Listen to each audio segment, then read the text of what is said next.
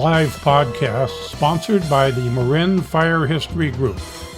All about the history of the fire service in Marin County, California.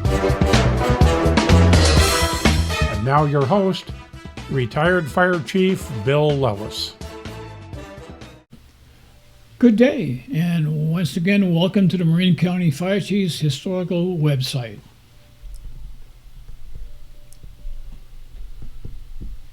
Today, we will be talking about the history of the Larkspur Volunteer Fire Department, Part 2, the final chapter. The volunteers were incorporated in 1913. Membership was limited to 13 members. Dues were 25 cents a month. It missed 3 months, and there was grounds for dismissal. The money they were receiving at this time came from the booster days and the first year of the Rose Bowl being opened. And they had so much money they had to protect it, and they filed for nonprofit status with the state. Today I'm going to concentrate on the gentleman who kind of held it all together, Chief Dolph Doherty, a gentleman for all seasons, 1880 to 1959. It was Dolph that was the glue that held the volunteers together for their first 30 to 40 years. And there is now a street in Larkspur, Doherty Drive, that is named after him. Dolph built the Rose Bowl dance platform. He built Station 15 on Magnolia Ave and purchased the most current fire apparatus that was available at the time. His comment always was, if it's good enough for New York, it's good enough for Larkspur.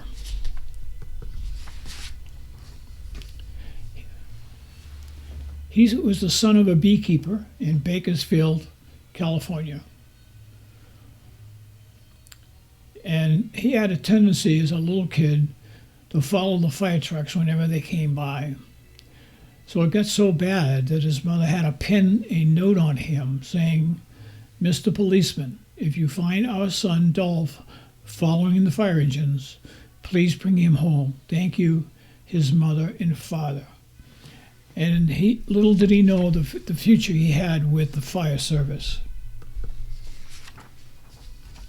He ran the lumber mill in the foothills of Breckenridge, California, and supplied the lumber for the new wooden forests of oil rig fields as oil was discovered in Bakersfield.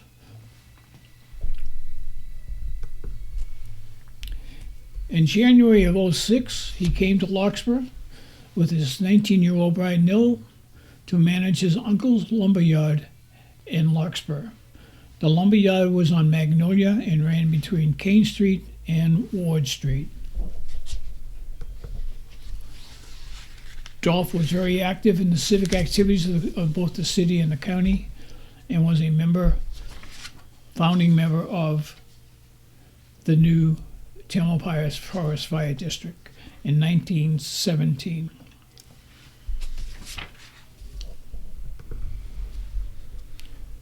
The volunteers would elect or hire 13 fire chiefs over their 56 years of fire protection without taxation. Their last fire chief was a gentleman by the name of John Raggio.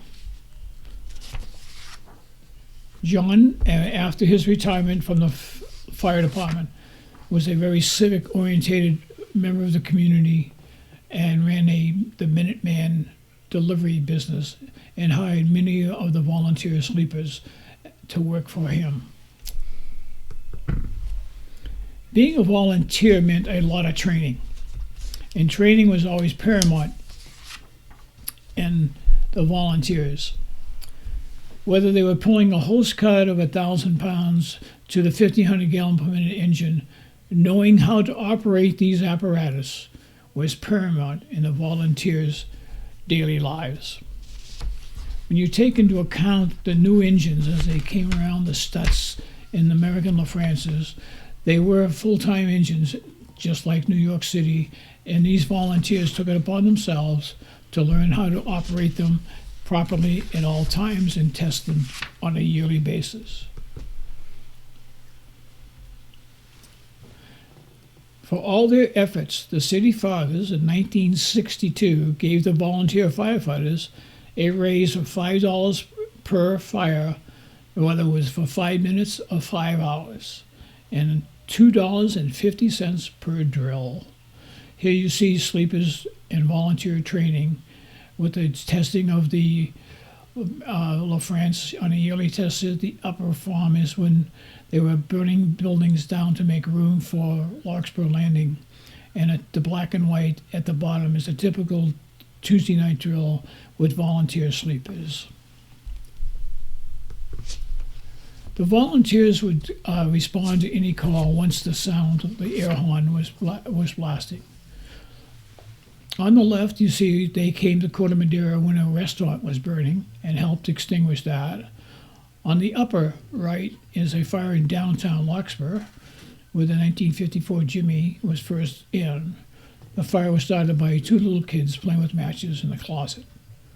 The bottom is one of the most difficult places in Larkspur to fight a fire on Boardwalk 1. Boardwalk 1 is a path made of wood about 4 feet wide, and you have to hand carry all of your equipment, hose, nozzles, air packs, out to fight a fire on the boardwalk. There is still a Boardwalk 1, is an historical landmark in Larkspur, and there's a Greenberry Boardwalk that is in the county area, but Larkspur responds to. The volunteers were very active in sharing their fellowship with the community by taking in-town open houses, water fights with 250-gallon per nozzle. It's amazing someone didn't lose an eye on these fights. And on the last bottom right, you see the son of firefighter Dick Kohler with his son Rick making a contest who can move the barrel the furthest, the fastest. The volunteers with their money would buy pickup trucks and vans for the fire department to be used for transporting equipment and refreshments. On the upper right, you see they have posted contests with the high school kids. The little boy is a gentleman by the name of Bob Fox, who would become a Larkspur fireman and later become the chief of the Corte Madera Fire Department. And at the bottom is a typical open house on a Sunday. The entire town opened all of its doors to anyone who would visit. It was a very successful event. This 1850 Austrian hand pumper was drawn by 2 horses and for 8 men to capable it. When we were repairing it, in the right-hand front cap, we found the date and the time in Austria.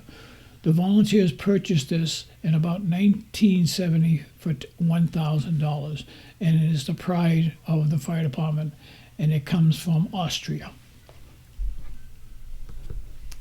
The volunteers still take great pride in maintaining their fire equipment. Here they're maintaining the 1916 Model T.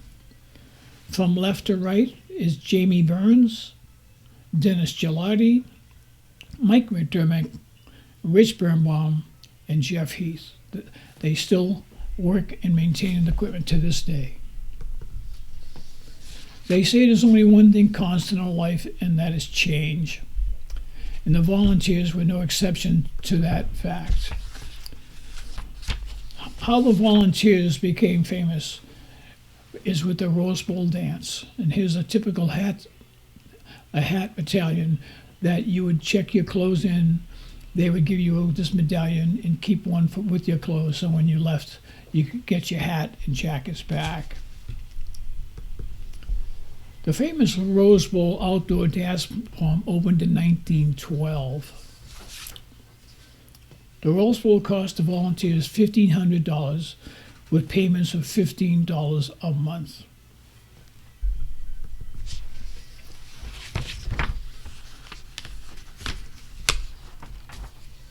This 3,000 square foot platform with trees growing up through the floor is how the volunteers became famous and accumulated their wealth. Here we see Chief Baum left and was talking with Cap Lawson, managed the Rose Bowl from 1912 for the next 30 years.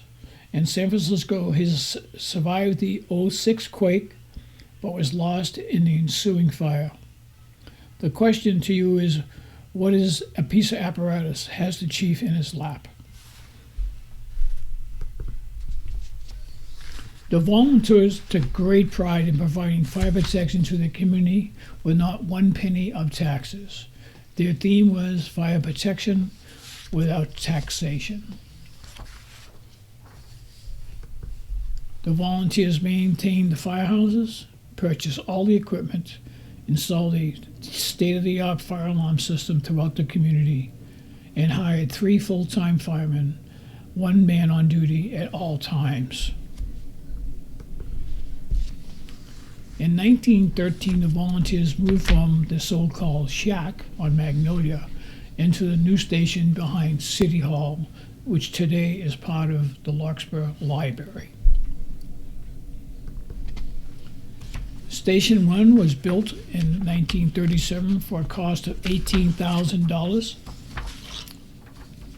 The station was designed by Dolph. In the front part of the building was an apartment for the chief and his family, and the back 2/3 was the sleeping quarters and day rooms and kitchens for the on-duty staff. And it turns out to be that's where most of the sleepers reside to this day, and offices.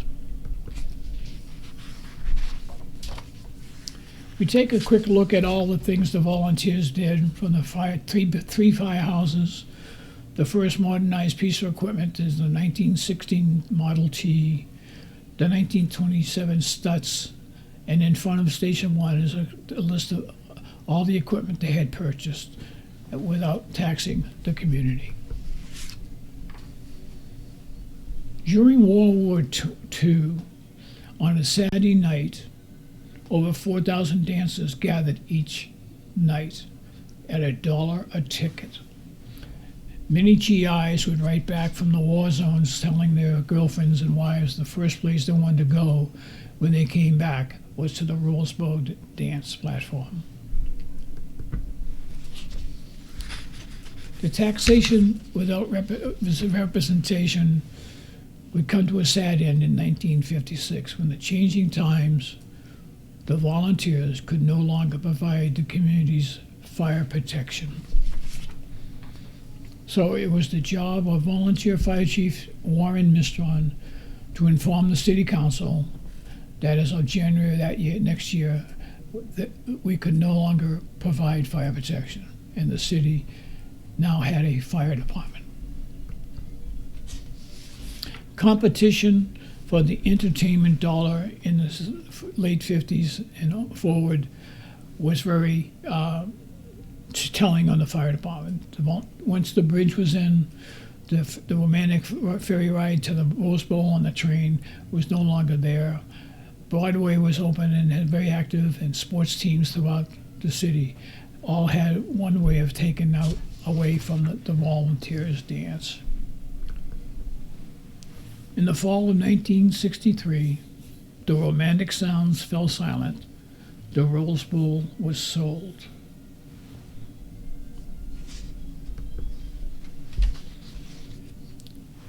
There is nothing stronger than the heart of the volunteers, spoken by Lieutenant Colonel Jimmy Doolittle.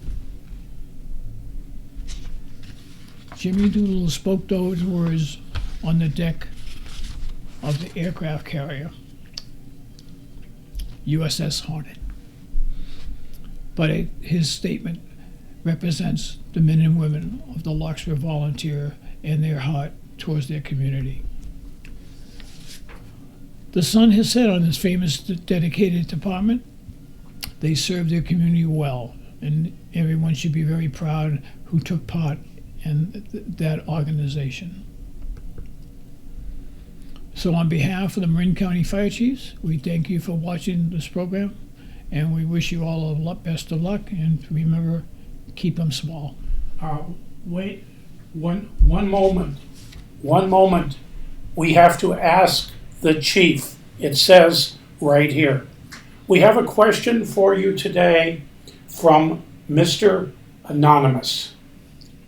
Mr. Anonymous wants to know whatever became of the actual Rose Bowl property. Well, I was the president of the volunteers when we decided to sell the property. And in our negotiations for the price, one of the things we insisted on was that the apartment complex be named the Rose Bowl Apartments. And they did name it that. So today, at the end of Kane Street, there is a large apartment complex called the Larkspur Rose Bowl Apartments. And the only thing left of the Rose Bowl, if you were to go down Kane Street, across the street from the apartments, protecting people from falling into the Madrone Creek, is a silver banister. And that silver banister was put there in 1912. And that is the only remnants left of the famous Larkspur Rose Bowl. And with that, I think we're done. How big should we let our fires get? I don't know who asked that question, but you should never have a fire. That's not a friendly fire. A fire grows so rapidly that the average person can't understand. So make sure you have smoke detectors in your house. Get early warning and get out and call 911. And keep them small. Keep them small.